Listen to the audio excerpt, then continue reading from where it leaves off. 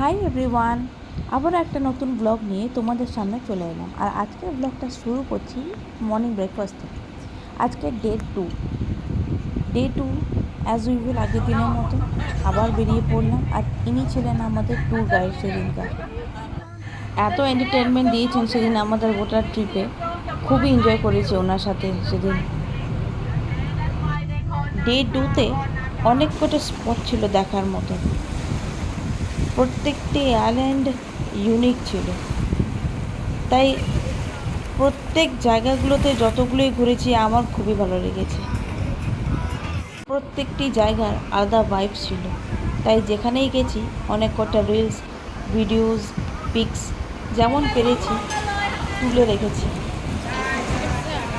এই একটা দ্বীপ ছিল যেখানে একটা গুহা ছিল, সেটা খুব সুন্দর দেখতে ছিল। এই দ্বিতীয় দিনের ট্রিপে সব থেকে আকর্ষণ কেড়ে নিয়েছে হচ্ছে এই বোট রাইড। এই বোট রাইডটা আমার খুবই ভালো লেগেছে, যেটা আমি ভাষায় প্রকাশ করতে পারবো না।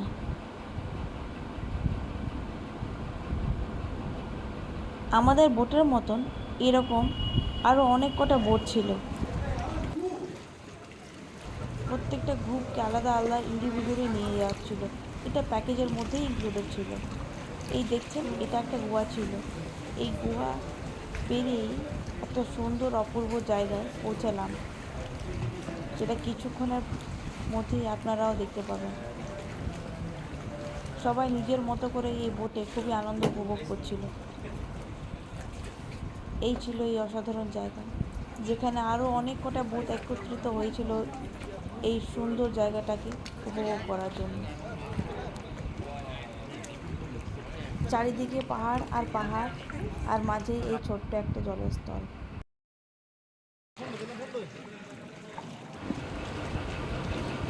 এই বোটের যে চালকরা ছিল তারা খুবই ফ্রেন্ডলি ছিল। তারা যতটুকু সময় কাটিয়েছে খুবই এনজয় করিয়েছে আমাদেরকে, এবং ছবি ভিডিও তুলে দিয়েছে আমাদের।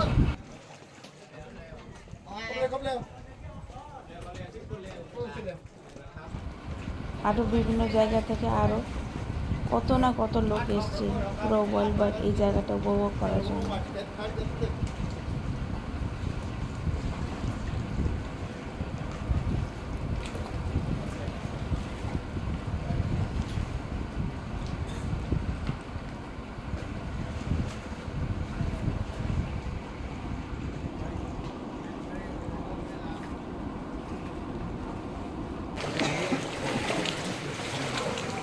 বোটিংগুলো হয়ে যাওয়ার পরেই আমরা চলে গেছিলাম লাঞ্চ করতে। লাঞ্চ করার জন্য চলে গেছিলাম এই গ্রামে। এখানকার এটাই ছিল নাকি গ্রাম, জলের উপরে অবস্থিত। এই কাঠের বাড়িগুলোতেই লাঞ্চ সার্ভ করা হয়। আর এখানকার খাবার এবং এই পরিবেশটা পরিচ্ছন্ন পরিষ্কার রাখে এখানকার এই ভিলেজার্সরাই। এখানকার এটাই ওদের একটা ব্যবসা।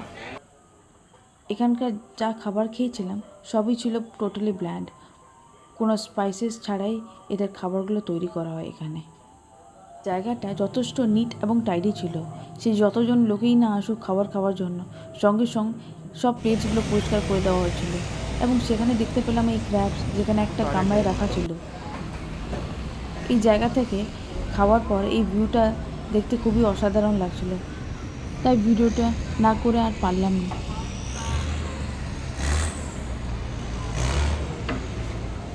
অনেকেই আবার বসে আরামও করছিল খাওয়ার পর। এখানে আবারও কিছু মাছ রাখা ছিল। এইসব খাওয়ার পরেই এখানে আবার ট্যুর গাইড আবার প্রত্যেকটা জায়গায় স্পটে নিয়ে যাচ্ছিলো, এবং আমাদের টাইমিং এরমভাবে দিয়ে দেওয়া হচ্ছিলো যেন এই টাইমে যেন সবাই রিটার্ন করে আসুক। লাঞ্চ করার পর 15-20 মিনিটসের মধ্যেই পৌঁছে গেলাম এই জেমস বন্ড আইল্যান্ডে। এই জেমস বন্ড আইল্যান্ডেই অনেক কটা মুভির শুটিং হয়েছিল, তাই এই ক্রেজটা দেখার জন্যই এখানে ট্যুরিস্টের ভিড়টাও একটু ছিল বেশি। এখানে যেহেতু ট্যুরিস্টের ভিড়ও বেশি ছিল, তাই জায়গায় জায়গায় অনেক রকমের অ্যাসেসরিজের স্টল বসানো ছিল, যেগুলোর দাম তুলনামূলক একটু বেশি ছিল। এগুলো দেখার পর আমরা পৌঁছে গেলাম মেন জেমস বন্ড আইল্যান্ডে, যেখানে অনেক রকমের রক্স ফর্মেশনসে দারুণ দারুণ ভিউজ। এখানে অনেক কটা ছবি তুললাম, আর এটাই ছিল আমাদের সেদিনের ট্রিপের লাস্ট স্পট ছিল। আস্তে আস্তে সেই আবার আগের দিনের মতন বিকেল হয়ে গেছিলো। আজকের ভিডিওটা এখানে শেষ করছি।